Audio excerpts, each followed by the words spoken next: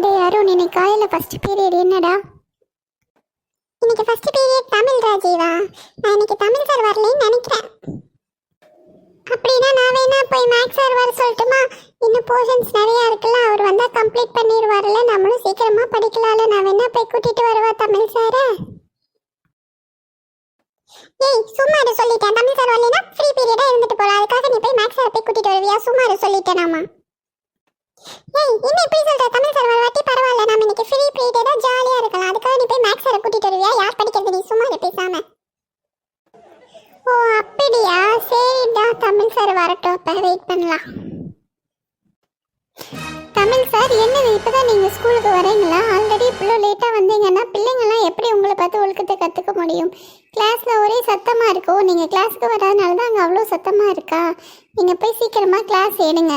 எல்லா போர்ஷன்ஸையும் கம்ப்ளீட் பண்ணி ஆகணும். உடனே எக்ஸாம் வரப்போகுது நெக்ஸ்ட் வீக். நான் இப்போ கொஞ்ச நேரத்தில் வந்து இன்ஸ்பெக்ஷன் பண்ணுறேன். எப்படி பண்ணிகிட்ருக்காங்க பசங்களாம், எப்படி படிக்கிறாங்கங்கிறத நான் வந்து சோதிச்சு பார்க்க போகிறேன். நீங்கள் போய் உடனே கிளாஸ் ஸ்டார்ட் பண்ணுங்கள் சார். சரி தலைமை ஆசிரியர் அவர்களே, நான் வகுப்புக்கு சென்று பாடம் நடத்த ஆரம்பிக்கிறேன். நீங்கள் வந்து பார்க்கவும்.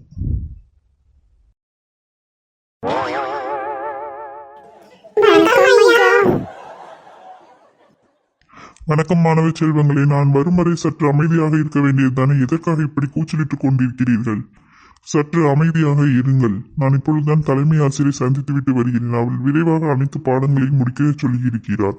அடுத்த வாரம் தேர்வு இருப்பதால் இன்னும் சற்று நேரத்தில் இங்கு வந்து உங்களை எல்லாம் சோதித்து பார்க்க உள்ளார். நீங்கள் எப்படி படித்துக் கொண்டிருக்கிறீர்கள் என்பதை பார்ப்பதற்காக வருகிறார் தலைமை ஆசிரியர் அவர்கள். எனவே நீங்கள் அனைவரும் அவர் கேட்கும் கேள்விகளுக்கு சரியாக பதிலளிக்க வேண்டும்.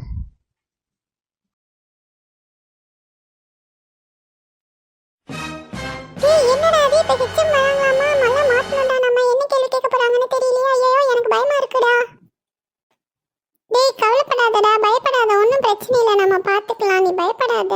ஈஸியாக தான் கேஸ்டிங் கேட்பாங்க. நம்ம அதுக்கு தகுந்த மாதிரி பதில் சொன்னால் ஓகேன்னு சொல்ல போகிறாங்க. அதுக்கு எதுக்கு நீ பயப்படுற? பயப்படாம இருடா.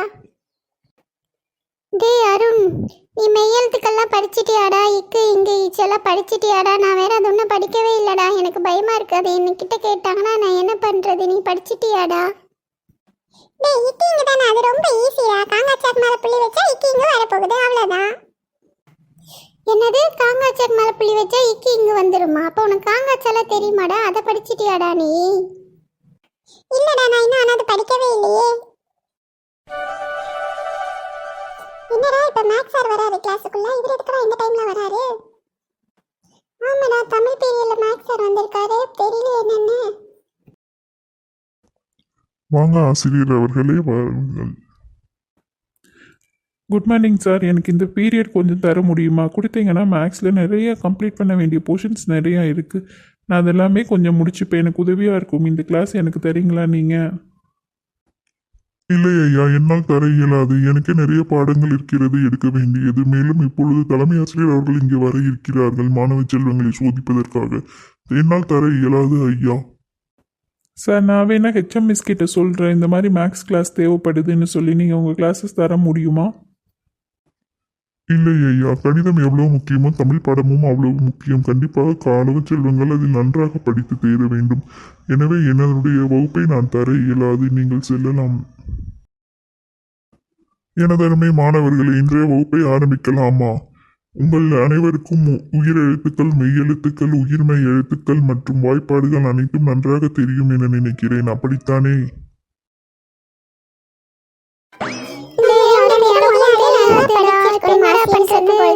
படிக்காம இப்ப கவலைப்பட்டு என்ன பண்றது? சரி பேசாம விடுங்க, பார்த்துக்கலாம். வாங்க ஆசிரியர் அவர்களே, வாருங்கள். Good morning students. எல்லாரும் கிளாஸுக்கு சார் வர வரைக்கும் அமைதியாக இருக்கணும் இல்லையா? காலையிலேயே உங்கள் கிளாஸ்லேருந்து அவ்வளோ சத்தம் கேட்டுட்டு இருந்தது. பில்டிங்கே இடிஞ்சு விழுகிற அளவுக்கு சத்தம் போட்டுட்டு இருக்கீங்க. இந்த ஸ்கூல்லேயே உங்கள் கிளாஸ் தான் ரொம்ப ரொம்ப மோசமான ஒரு கிளாஸாக இருக்குது. ஆசிரியர் வர வரைக்கும் நீங்கள் எல்லாரும் அமைதியாக இருக்கணும் இல்லையா? எதுக்காக இப்படி கத்திக்கிட்டு இருக்கீங்க? இனிமேல் இதுவே கடைசியாக இருக்கட்டும். இனிமேல் இந்த மாதிரி சத்தம் இந்த கிளாஸ் பக்கத்தில் இருந்து வந்ததுன்னா அப்புறம் நீங்கள் எல்லாரும் முதல் வகுப்பு ஃபுல்லாக வெளியே தான் நிற்கிற மாதிரி இருக்கும். அருண், இங்கே எழுந்து வா. நான் இப்போ ஒரு சில தமிழ் வார்த்தைகள் சொல்வேன். அதை வந்து நீ போர்டில் எழுதி காட்டு. என்னது நானா மேம்? வரேன் மேம். உனக்கு யாரை ரொம்ப பிடிக்கும் சொல்லு பார்க்கலாம். மிஸ், எனக்கு வந்து என்னுடைய ஃப்ரெண்ட்ஸ் தான் ரொம்ப ரொம்ப பிடிக்கும். இந்த கிளாஸ்ல வந்து எனக்கு ஜீவா தான் என்னோட பெஸ்ட் ஃப்ரெண்ட். எனக்கு அவனை தான் ரொம்ப பிடிக்கும். ஓ அப்படியா, ரொம்ப நல்லது. சரி, நீ இப்போ வந்து போர்டில் வந்து நண்பன் அப்படிங்கிற வார்த்தையை எழுது பார்ப்போம். நண்பன். ஐயா, நண்பன். ஆமாம் அருண், நான் உன்னை தான் வந்து போர்டில் நண்பன்கிற வார்த்தையை எழுத சொன்னேன். நீ தமிழாசிரியர்கிட்ட உதவியெல்லாம் கேட்கக்கூடாது, நீயே எழுது பார்ப்போம். அருண், நீ எழுது அருண். உனக்கு தெரியும் இல்லையா, மெய்யெழுத்துக்கள் உயிரெழுத்துக்கள் நான் சென்ற வகுப்பிலேயே எடுத்துள்ளேன். எனவே அதை நினைவு கூர்ந்து நண்பன் என்ற வார்த்தைக்கு என்ன எழுத்துக்கள் வரும் என்பதை நீ எழுதவும். மேம், நான் எழுதிட்டேன் மேம் போர்டில். சார், இங்கே பாருங்க, நண்பனுக்கு ஸ்பெல்லிங் என்ன எழுதியிருக்கான்னு கொஞ்சம் போர்டில் பாருங்க. ஆம் தலைமை ஆசிரியர், ஒரு எழுத்து பிழையாக எழுதியுள்ளான். தவறுதான். நான் அவனுக்கு கற்பிக்கிறேன் எப்படி சரியாக எழுத வேண்டும் என்று. என்னது, தப்பா? சரி சார், நீங்கள் சொல்கிறதுனால இந்த ஒரு டைம் எக்ஸ்கியூஸ் விடுறேன். நெக்ஸ்ட் டைம் வரும்பொழுது கிளாஸில் வந்து எல்லாரும் சரியாக பதில் சொல்ல தெரியணும். மாணவ மாணவியரே, நண்பன் என்பதை இப்படித்தான் எழுத வேண்டும். நா இன் பா இன் நண்பன். நீ குறிப்பிட்ட நா என்பது தவறானது. இந்த நா தான் நம் சரியான நா. இதைத்தான் நாம் இங்கே இட வேண்டும். சரி சார், நான் அடுத்த டைம் கண்டிப்பாக கரெக்டாக எழுதினேன் சார். Sorry sir. பரவாயில்லை, நீ உன் இடத்திற்கு செல்லலாம். ஐயோ, இப்பொழுதுதான் வகுப்பில் எடுக்கவே ஆரம்பித்தேன். அதற்குள் மணி அடித்து விட்டது. அதற்குள் வகுப்பு முடிந்து விட்டது. இப்படியே சென்றால் நான் எப்படி என் பாடத்தை நடத்தி முடிப்பது? மனதருமை மாணவர்களே, தாங்கள் வீட்டிற்கு சென்று தமிழ் பாடத்தை நன்காக படிக்க வேண்டும். தமிழ் மிகவும் முக்கியம். எனவே நீங்கள் அதை நன்றாக விரும்பி படிக்க வேண்டும். அடுத்த வகுப்பில் சந்திக்கலாம். நன்றி.